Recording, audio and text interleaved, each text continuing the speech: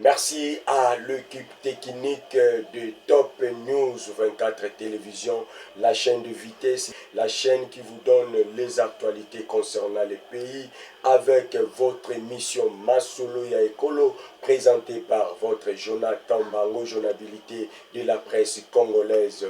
Merci à tous nos abonnés, merci à tout le peuple congolais et surtout les Congomanes partout où vous vous retrouvez. Nous sommes au cœur avec vous. Très chers fidèles téléspectateurs, aujourd'hui nous sommes le 30 juin 2025. Nous célébrons 65e anniversaire de la République démocratique du Congo. Et c'est là notre numéro de l'émission d'aujourd'hui, car nous allons parler sur le pays. Merci et bienvenue dans votre émission Masolo ya Ekolo, une émission qui parle que pour notre terre et la gestion, le développement, l'émergence de notre pays. Et c'est là la thématique de notre émission.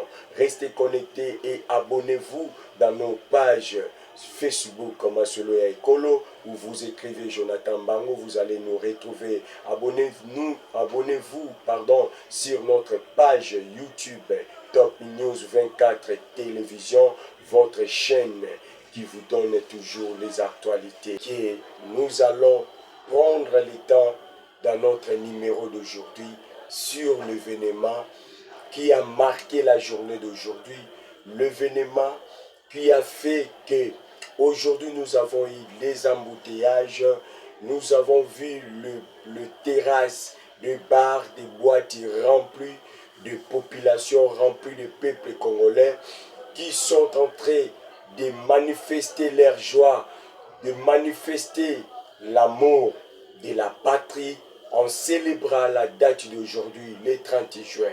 Merci beaucoup à tous les fidèles amis amoureux de l'émission Masolo ya Ekolo. Merci à tous nos abonnés et surtout n'oubliez pas de s'abonner dans toutes nos pages Masolo Ekolo sur Facebook et puis abonnez-vous sur notre page YouTube Top News 24 Télévision. Là vous allez recevoir tous les numéros de nos émissions qui passent dans notre chaîne. Merci Tolobi.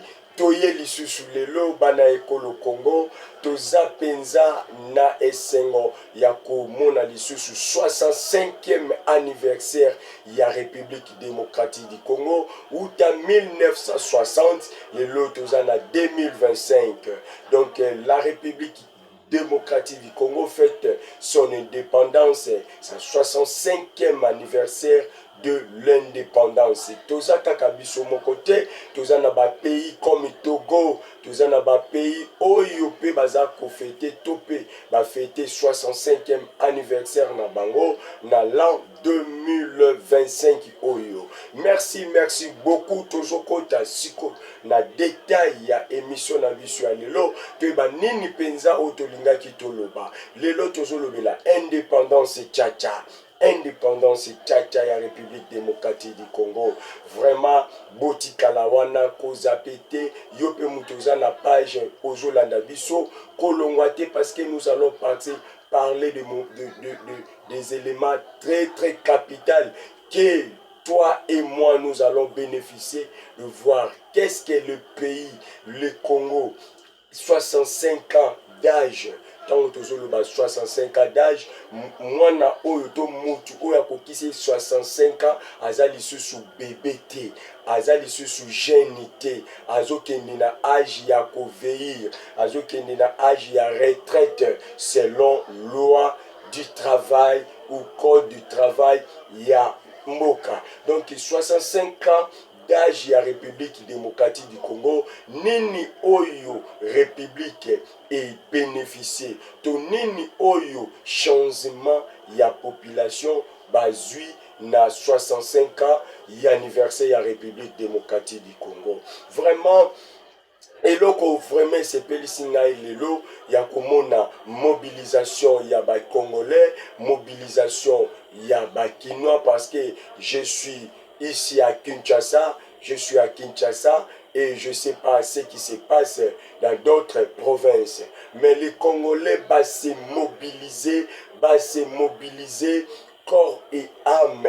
Donc c'est une fête qui a été vraiment bien préparée individuellement parce que malgré l'absence, il y a marche ou défilé, il y a militaire ndenge tobandaki komona na ba oyo bakambaki ekolo na mikolo oyo leki tobandaki komona ba défilé ya ba militaire ya ba compagnie ya ba oyo nyonso te bandaki koleka na anniversaire topé indépendance tchacha ya République démocratique du Congo. Il y a de cela 7 ans que nous avons remarqué, ou 6 ans que nous avons remarqué une absence, l'absence totale. Il y a défilé, il y a des militaires, il y a défilé, il y a des compagnies qui est maintenant aujourd'hui remplacée par marche de santé. La République démocratique du Congo, Nyokolaki, noko na biso ndenge tolobaka na temps belge na temps colonie. C'est pour cela population revendiquaki droit na bango toyebi comme Lumumba, comme Tshombe, comme Simon Kimbangu revendiquaki la liberté. Chers fidèles téléspectateurs, être libre, c'est très capital. Vivre dans la liberté, c'est très capital. Tu peux manquer tout, mais si tu es libre, osa na kimia. Donc liberté et l'équipe prison. Même si tu es en prison, ozangi indépendance, tu dépends na mutu moko boy ou boza ko dépendre na organisation moko boy. Vous verrez que même si baza ko doté bino, même si boza bien boza la kaka na kimia te. C'est pour cela je dis, je félicite aujourd'hui les Kinois, les Congolais parce que ils ont vraiment mobilisé, vraiment il y a eu l'impact, il y a fait, il y a indépendance 65e anniversaire, tout le monde ba bar, ba terrasse et tondi, ba tubaza komela, ba marche de santé, tout ça selon les analyses oyo te koloba lelo pour dire que les Congolais ont compris que c'est fini la manipulation de peuple. Malgré la souffrance, malgré le temps où le pays est traversé, le peuple congolais balobi et mbadiwana makamna bino tali bisoti bisoto zane makambo ya mabele. Lorsque nous voyons l'indépendance, quel que soit état où le pays est traversé, malgré les choses Oyo, ils ont marché, mais nous allons fêter. Les Congolais aujourd'hui va fêter lokola mutu oyo aza journée anniversaire, mais aza na elo côté aza piaka malobi que comme aujourd'hui c'est mon jour, je dois fêter. Félicitations na peuple congolais nyonso o azolanda biso o yalataki t-shirt et tout drapeau, il y a écolo pour faire voir que on est ensemble, nous sommes des Congolais, malgré la tension, malgré l'état, malgré les conditions, monde de vie qui ne marche pas, mais comme aujourd'hui, c'est l'anniversaire de mon pays, c'est l'anniversaire de notre terre, léguée par les ancêtres, nous allons fêter, nous allons marcher, nous allons faire tout ce qui Oyo mon entier, la fête a été bien passée. Maintenant, côté politique, côté sikoyo, chers fidèles téléspectateurs, place siko toujours vandisa endusa ya émission à l'élo masolo ekolo. Masolo ekolo tu yaka kubeta masolo ya batute ya ba politicien te, mais tu yaka kolobela makambo ezoleka na ekolo na biso, makambo ezoleka, le pays ezo traverser ndenge nini. Est-ce qu'il y a le changement? Est-ce qu'il y a le développement?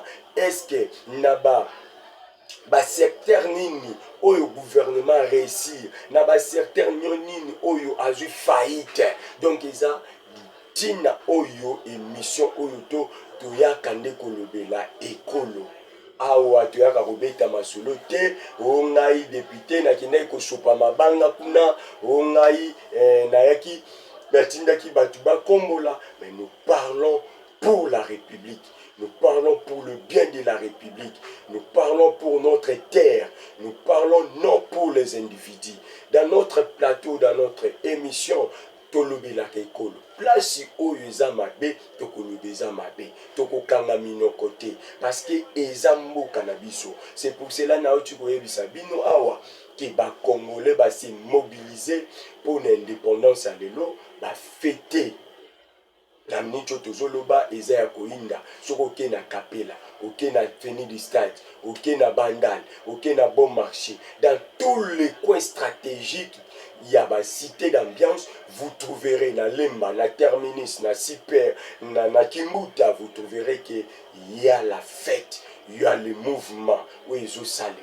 Pour dire que malgré les conflits, malgré la mégestion, malgré les compétences, les compétences, pourquoi tokoki koloba les compétences ah tozoloba tolobi na lobi tolobi la ramututi place social malamu tokobete le maboko place social mabe tokoloba osali mabe. Aujourd'hui 65 ans anniversaire du Congo, hymne national toujours na hymne national reflet lobby, nous bâtirons un pays plus beau qu'en avant. 65 ans d'âge. Comparons maintenant tout ça la analyse. Tout comparer si cool. 5 ans, il y a indépendance, il y a Congo, il y a 65 ans. Vous trouverez que Congo est à Kokufa du jour au jour. Chaque jour. 24 heures sur 24, notre pays est à Kokufa, c'est Kokufa. Il n'y a pas le développement, il n'y a pas de l'émergence. Le pays est à toujours Kokufa, n'a pas secteur nyonso. Aujourd'hui, Tolobaki, tellement il y a trop des embouteillages, tout ça là-bas saute mouton. Nous pensons que les sautes moutons, et qu'on aussi ça. Problème il y a l'embouteillage or que et bâtisse l'issue sous l'embouteillage. D'où viennent les embouteillages? Parce que tous en abanzelati. Tous en abanzelati. Na 65 ans d'âge. Na tu koloba awa mutu oya kokisi 65 ans aza mwana mokete akomi mukolo akomi majeur azokende na âge ya vieillissement azokende na âge ya retraite. Ceux qui sont agents du ministère public, ils ont déjà un âge à retraite. Donc, le Congo na mini, tu es un âge à retraite. Congo est nuna. Et Konuna ya Congo, toujours mon yango.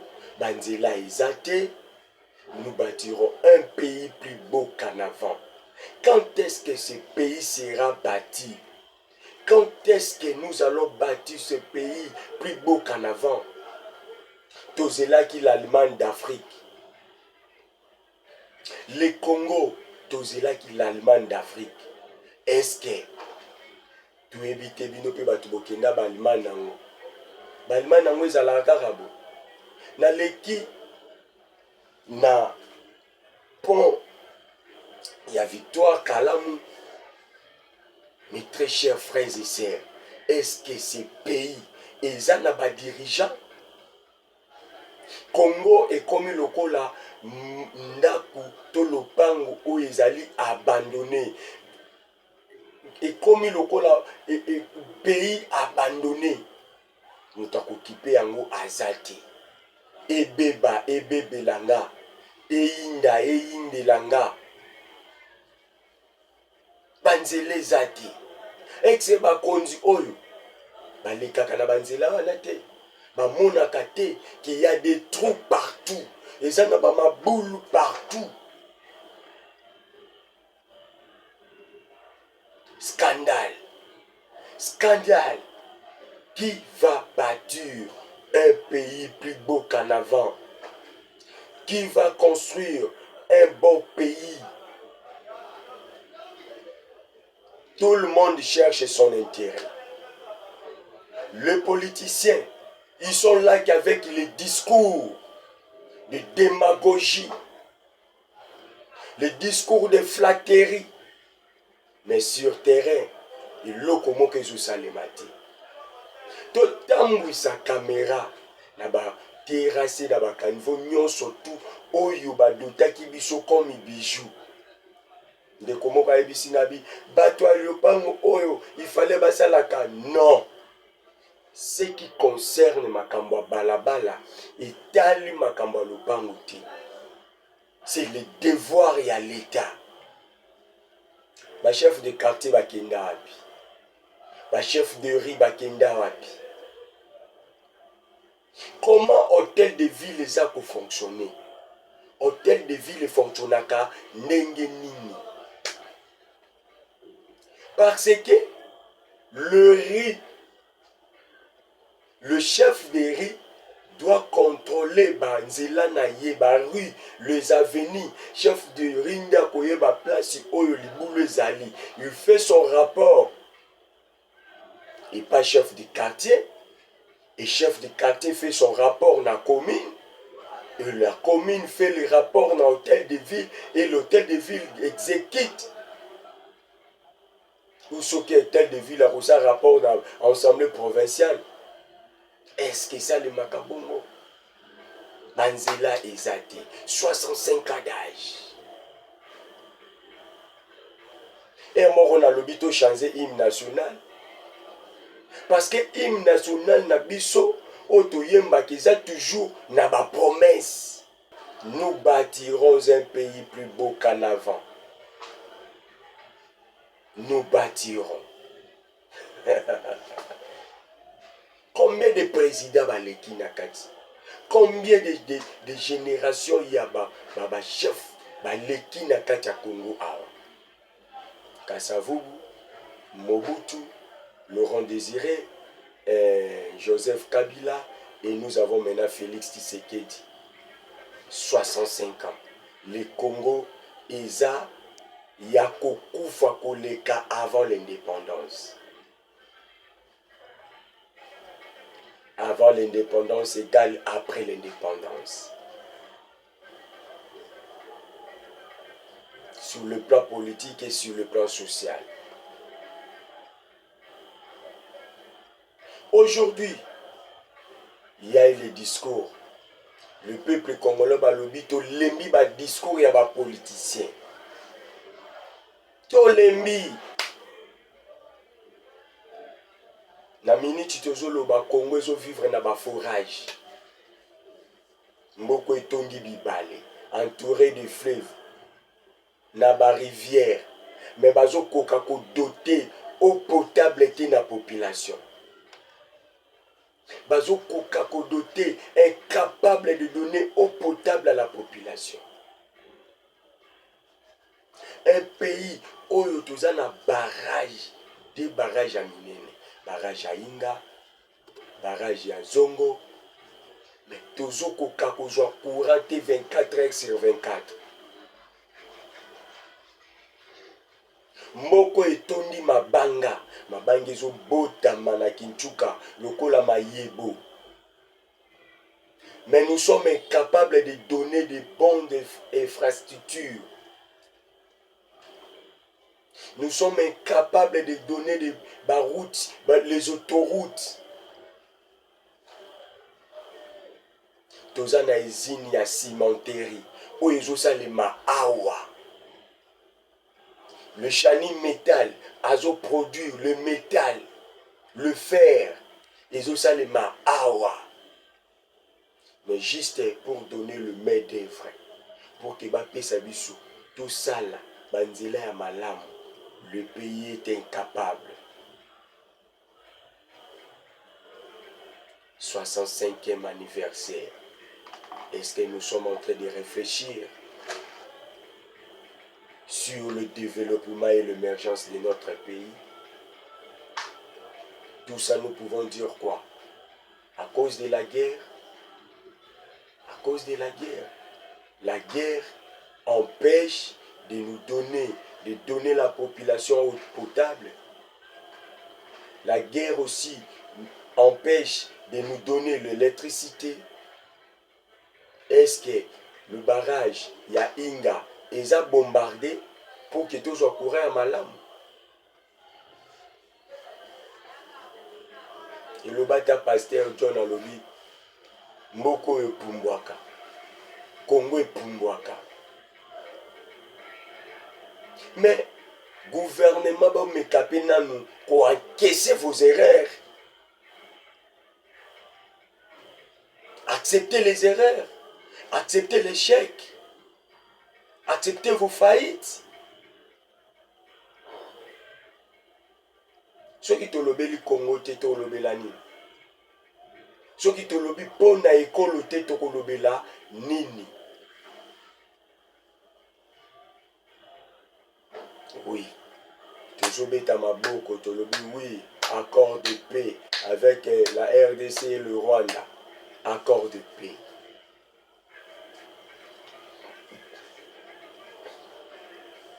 Toujours là. Les Américains, basi ça makam na bango, bazwa. Et nous allons voir maintenant. Toko kanga sikolo kuta ba politicien. Oyo bazui guerre ya Est, lokola prise de solution. Oyo bazui guerre ya Est, bilanga na bango ya kolia. Ils ont abandonné la République. Ils ont abandonné la population.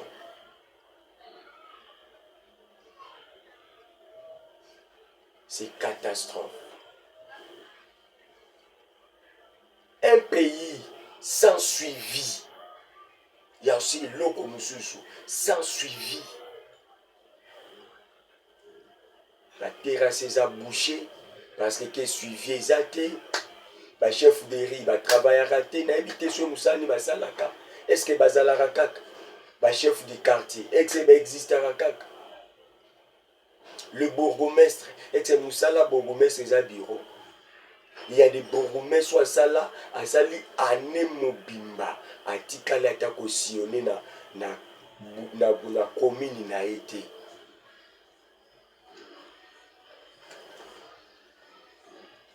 Batu batondi na kati ya Congo na Kinshasa plein. Commune na yebi kutute, chef de quartier yibaraté, qui na lopango mopaya koti. Na lopango mupaya bimi bayebaka te. Bayebaka te. Sikoyo makambo boye boyebisa biso tobeta maboko ke mboka ezokende bien, mboka eza ya kokufa. Ndenge Félix alobaka mboka eza ekufa. Ekufa mekundami sikoyo ya kokundama. Tina bapon ekomi kobukana. Po ebukani me bazobeta yango kara. Bokende bomona makambo esalami na pont ya Kalamu sur Victoire. Kara. Po bakende batame bamisala na kara. Tango mbule kobanda. Première pluie, ça sera aussi catastrophe. Là si po wana ndeko kufe bukani e kabwani kauke tikali boma tonge tikali bo. Banzele zate. Na 65 ans, banda belge akenda, tous incapable de créer ba route secondaire. Na 65 ans, banda belge akenda, tous incapable de stabiliser notre électricité.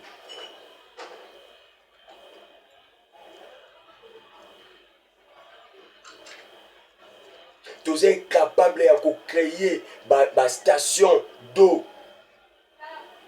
Régie des eaux Koufa.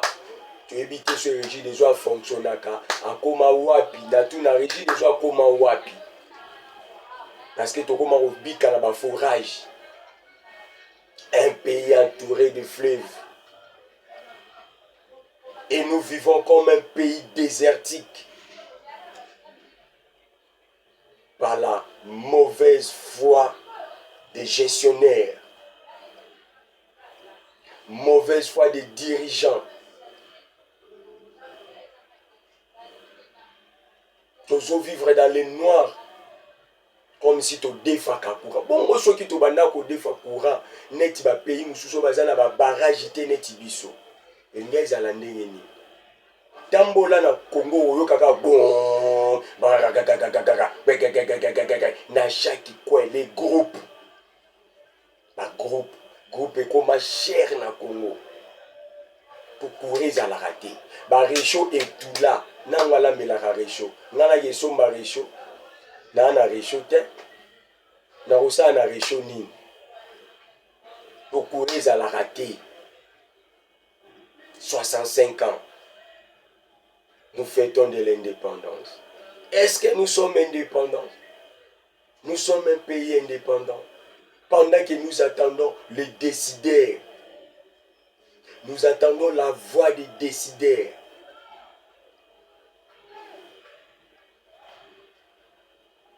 Un pays où ils sont indépendants, c'est la Ramakambo, na bango moko. Biswa watoye biango. Bango mo ba politicien baloba. Touti et pas ba décideur. Bato ba décidaka.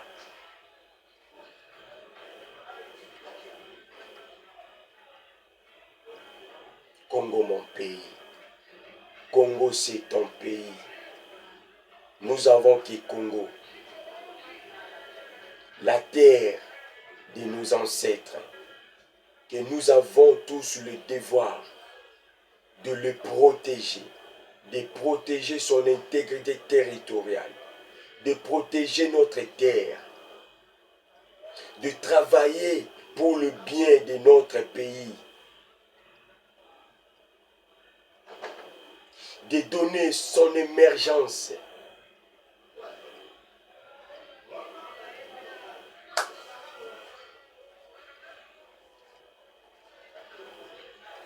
Toyebite.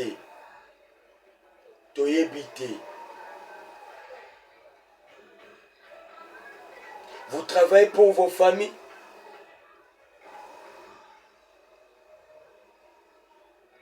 Babisi Transco, non c'est Koufa. Quand je parle comme ça, et puis ça m'a poussé à coller là. L'éléphant. Poto Moindo. Oyo batu babandai kubanga. Poto Moindo.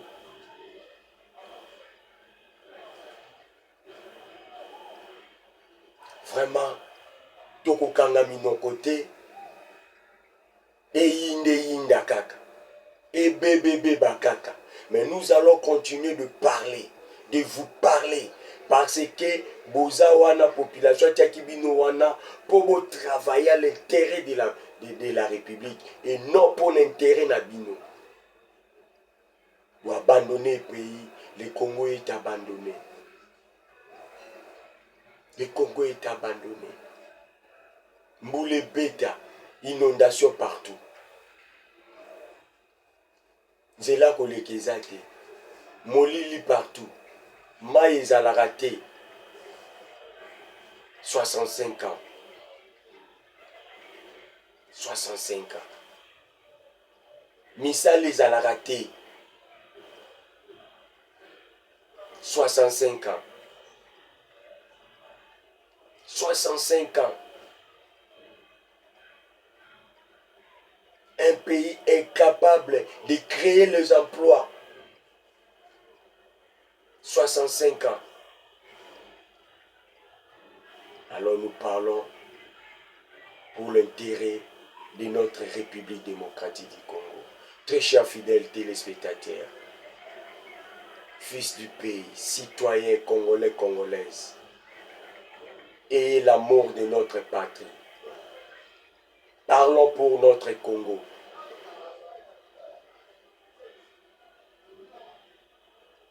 Ne nous abandonnez pas. Ne vous laissez pas être manipulés par la voix des politiciens. Main dans la main, soutenons-nous. Soutiens ceux qui ont l'amour de construire un bon pays plus qu'en avant. Soutenez toute personne qui a la vision de donner le meilleur pour le Congo. Soutenons-nous qui parlent pour le Congo. Soutenez notre émission Masolo ya Ekolo, présentée par votre journalité de la presse congolaise, Jonathan Bango. Soutenons-nous. Nous avons besoin de vos soutiens. C'est quel pays démocratique, mais les gens n'aiment pas la vérité. Les gens n'aiment pas que Batouba la vérité. Soko lobi vérité comme monguna ya mboka. Soko lobi vérité comme monguna ya république. Olobi vérité comme monguna ya gouvernement. Ou comme monguna ya pouvoir. Mais ceux qui bozo sala mabe, to lobate qui bozo sala mabe. Si bozo sala malamu to ko batu, bozo sala malamu. Nanya koleka contredire nana maram na lobby ki ailu awe bisanga ki le pays va bien. Et ngana tambu sa caméra nanga république inala kisabino bo soto eza na Kinshasa bo soto. Kini la belle comme kini poubelle dans tous les coins solo. Ça sent très mauvais. 65 ans. Vive l'indépendance. Oui. Oui, nous sommes les Congolais. Nous avons montré aux politiciens que nous sommes les Congolais. Nous sommes en train de fêter notre indépendance. L'indépendance de notre terre. Mais pas votre indépendance. Et le temps de manipulation de la population est scellé. Merci beaucoup. C'était notre tranche spéciale le 30 juin 2025, 65e anniversaire de la République démocratique du Congo. Mais nous avons eu à parler quelques points très essentiels que le gouvernement doit prendre ses engagements en main et de nous donner ce que la population attend dans chaque coin du monde. Merci pour vous qui aimez votre journalité de la presse congolaise. Merci, on est là et on se retrouve dans notre nouveau numéro de Masolo ya Ekolo.